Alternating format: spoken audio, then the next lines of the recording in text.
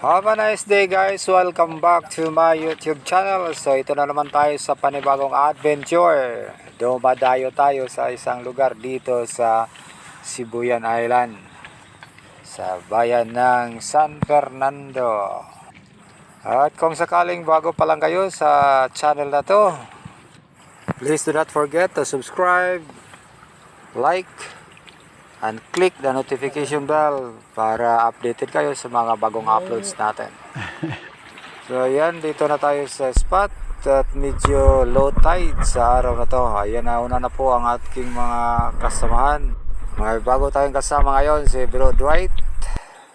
Siya yung may-ari ng tricycle na sinasakyan namin. At of course si Bro Jack Rianyo. So dito na tayo sa spot, nag-warm up muna tayo. Medyo malabo ang tubig. So first time ko pa sa spot na to, so medyo excited tayo kung anong mayroon. At nag-set up agad tayo ng ambush dito sa may malaking bato.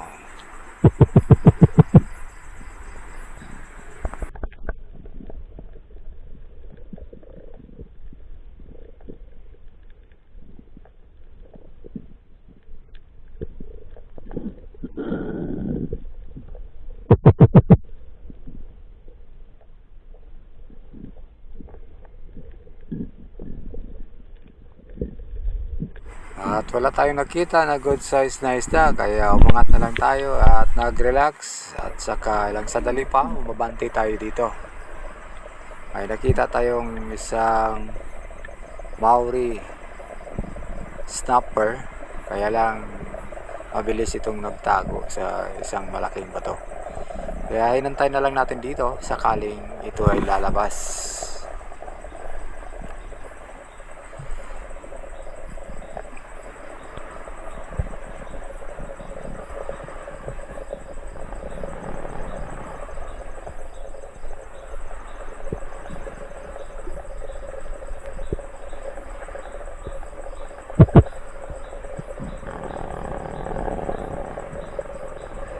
Ayan, medyo tahimik ang paligid. Hindi na lumabas yung Maori snapper.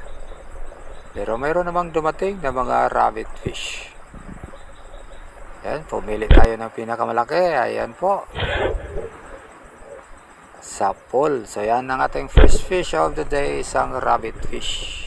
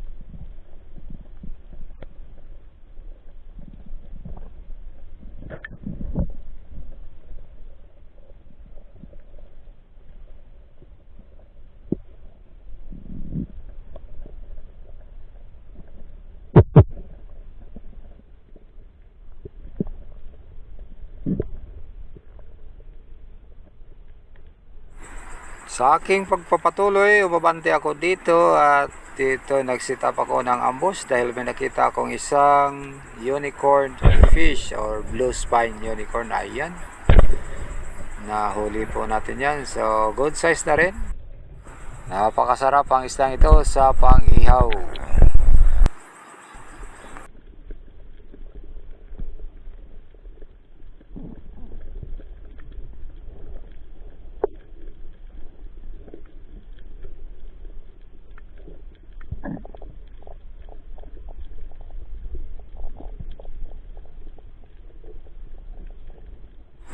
Dito, mabante na naman tayo at may nakita muli tayong isa na namang unicorn fish. Kaya inabangan natin na lalapit ito sa atin.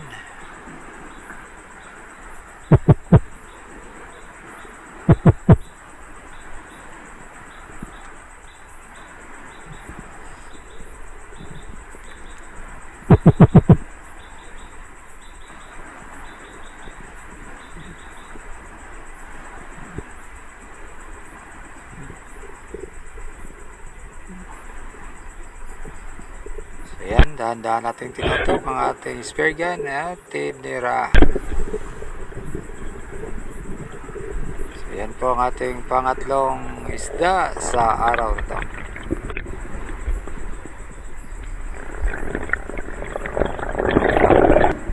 Sana namang blue spine unicorn.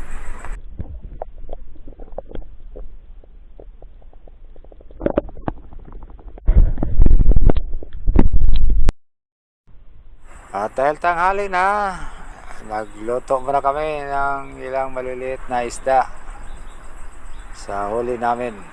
Ayan. So karamihan po dyan ay mga huli ni Bro Dwight. Kahit maigsi lang yung pana niya, pero nakahuli naman siya ng malaking unicorn. Siya yung may pinakamalaking nahuli sa amin.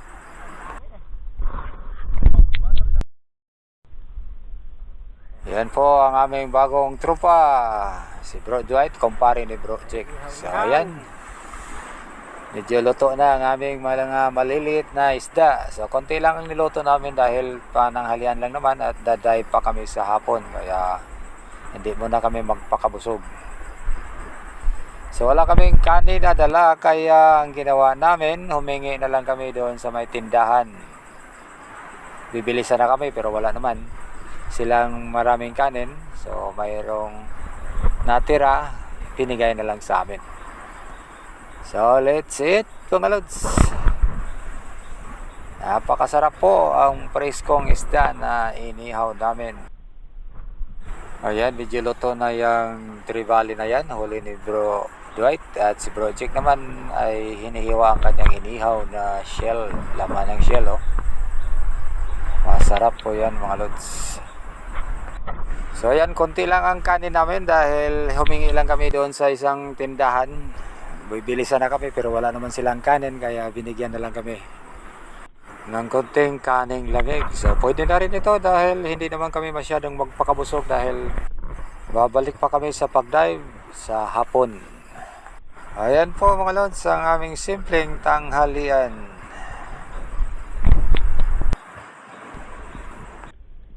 Ayan po, pagkatapos ng aming tanghalian at nakapag-relax ng sandali, ito na naman, nagpapatuloy sa paghunting ng isda. At dito bumaba ako sa may malaking bato, pero medyo mailap ang mga isda dito.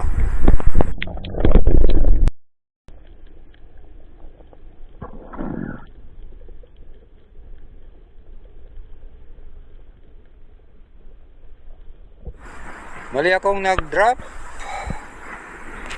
at napunta ako dito na may nakita akong isang unicorn fish.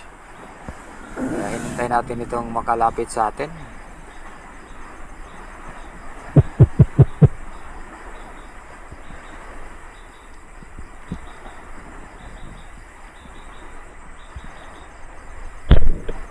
Ayan, tinira natin pero hindi natin ito natamaan. Medyo mailap.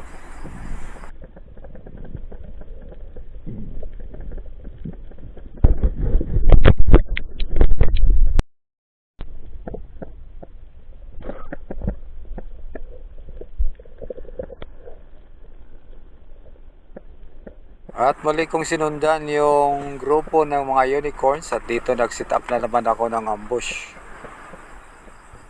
May mga lumalapit na pero maliit, kaya naghintay na lang ako na lumapit yung pinakamalaki na tinira ko kanina.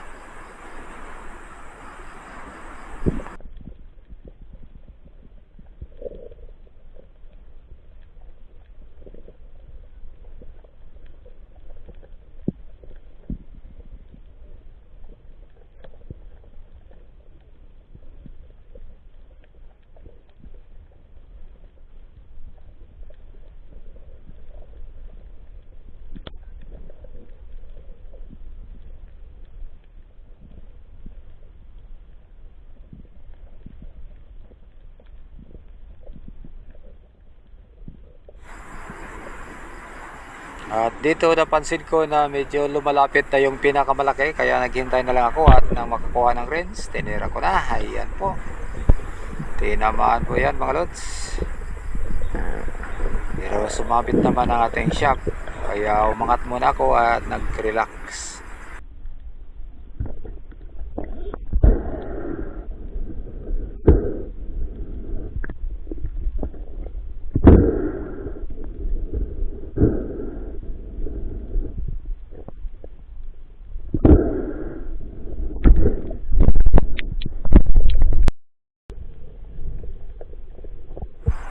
Ayan po ang additional na unicorn fish na nahuli natin mga lods.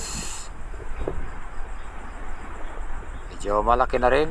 Almost 2 kilos na yan. Muli akong nag-drop ng ilang beses, kaya lang medyo tahimik na at hapon na rin. Kaya pagkatapos nito ay minabuti na namin na umuwi na.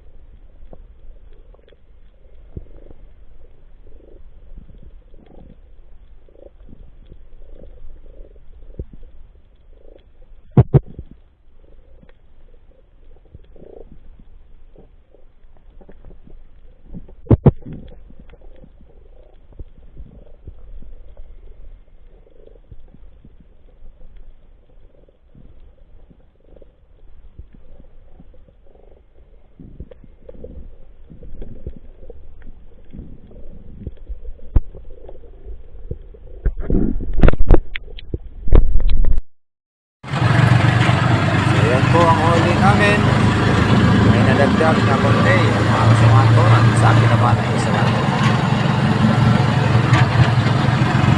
On the next morning, so ito naghanda na naman kami para sa panibagong pagsisid. So ito po yung last dive natin dito sa Sibuyan Island dahil lilipat muna tayo ng bagong spot. At siyempre kasama pa rin natin sa araw na to si Bro Dwight. At gamit na natin dito ngayon ang Makaniko Jig. So let's go!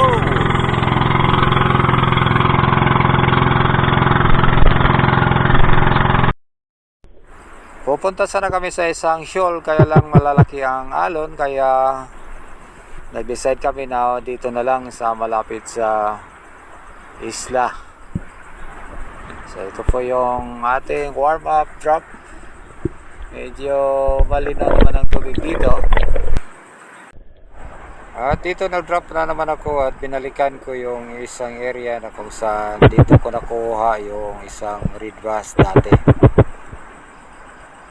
So mayroon tayong nakikita ang mga isda sa baba, mga surgeon fish. At mayroon din isang maliit na tribali na pag-alagala lang. So at na focus ang ating atensyon sa isang malaking surgeon, kaya yun ang ating hinihintay na aangat.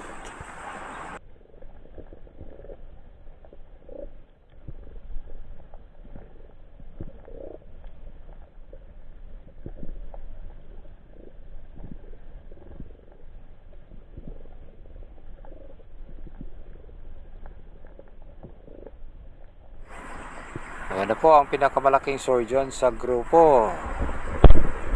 Kaya lang nang tirahin natin ito, hindi ito natamaan. Halos isang oras din kami nag-dive sa spot na to, pero wala kaming nakitang mga malalaking isda at wala kaming nahuli.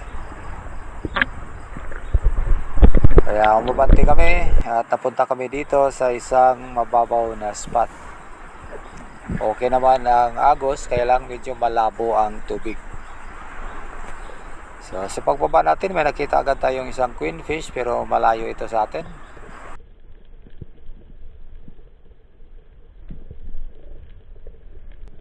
At muli tayong bumaba sa area na to at may nakita tayo sa baba na isang sweet lips. Medyo maamo naman kaya hindi mo na natin ito binigyan pansin.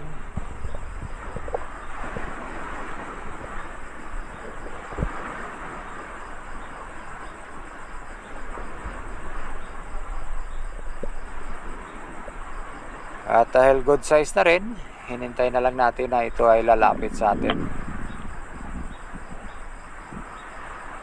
At finally, ayan na po. So yan ang ating first fish of the day, isang sweet lips, painted sweet lips.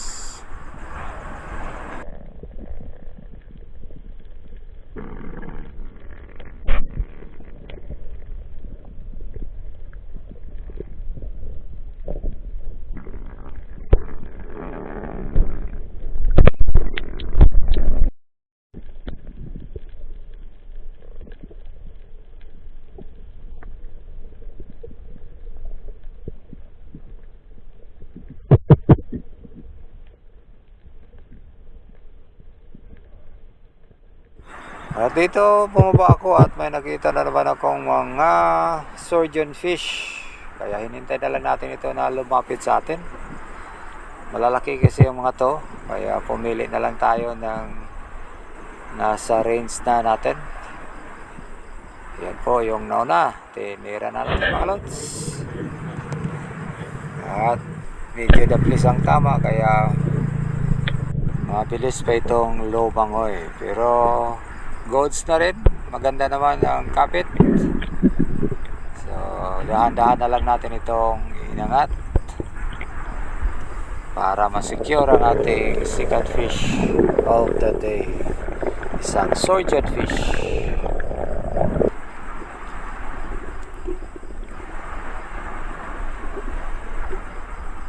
So ayan po, nasa 2 kilo ang isda na to.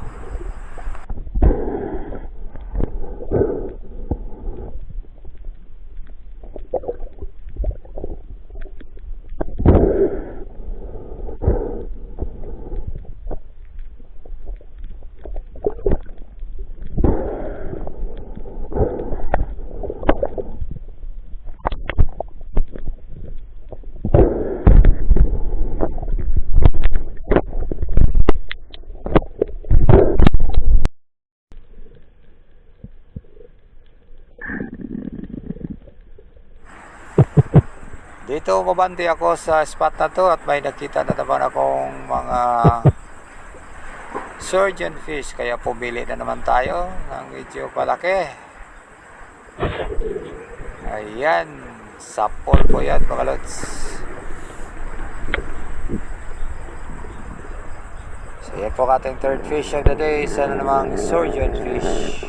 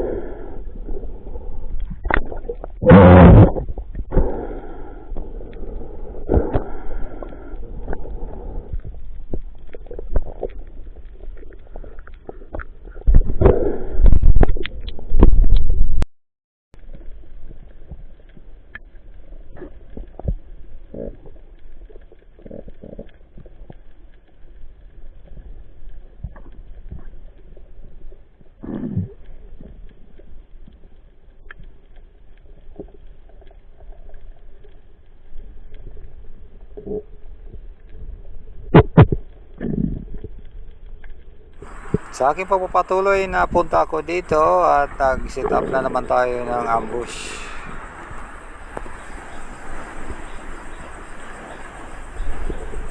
At biglang may nakita tayong dalawang golden trevally. Ayan, sapol ang pinakamalaki sa kanila. Dudublihin sana natin ito, kaya lang medyo alanganin. Kaya Kaya siniguro ko na lang yung medyo malaki.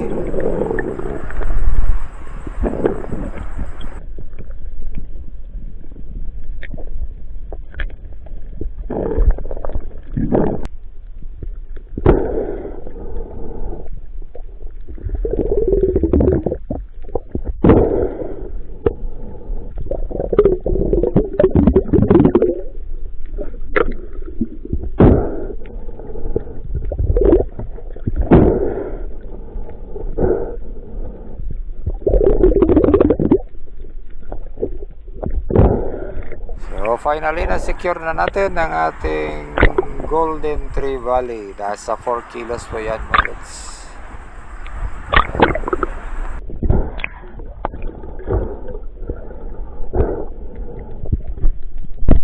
So muli kong pag-drop ay nahuli na naman akong malaking Golden Tree Valley, kaya lang naghang yung camera natin, kaya bumalik ako sa bangka at inayos ko muna ito.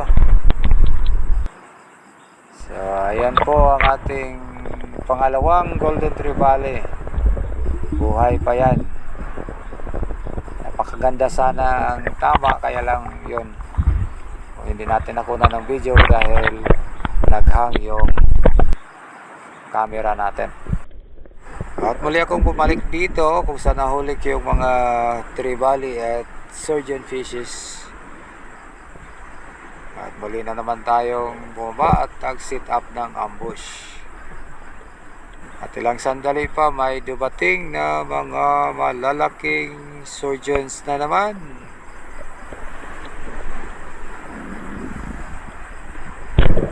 Ayan, tinira natin. Isa ang nahuli natin dito. So yan po ang ating pangatlong surgeon fish sa araw na to.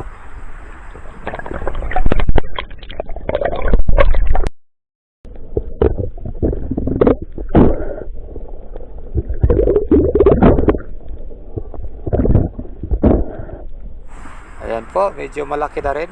Halos 2 kilo ang nasabing surgeon fish.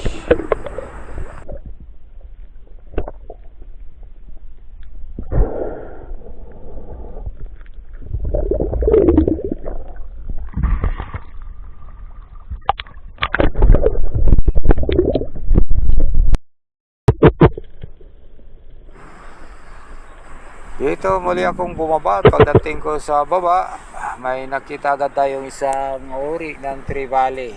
Kaya lang lumayo ito sa atin. Kaya naghintay na lang tayo, baka sakaling mayroon pang ibang lalapit.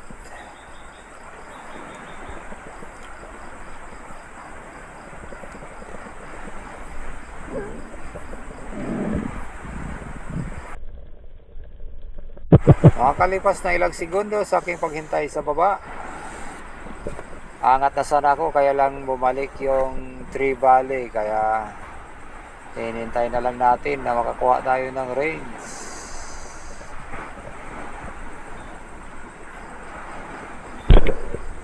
Ayan, sample mga lods.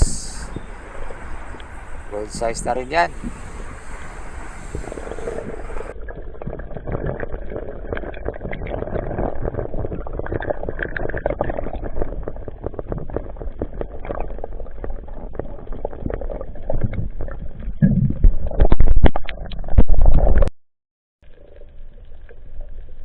So ito na po yung last drop natin dito sa Sibuyan Island.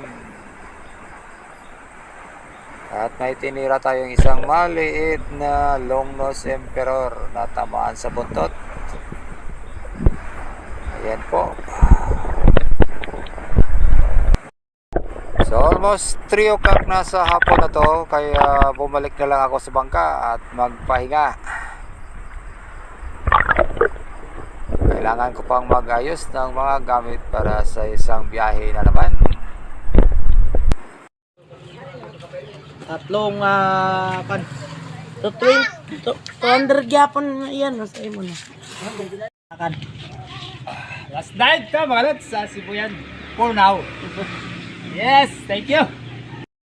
Alright, thank you so much mga lods. This is Silent Hunter Bagoy SB69. Please do not forget to subscribe to this channel.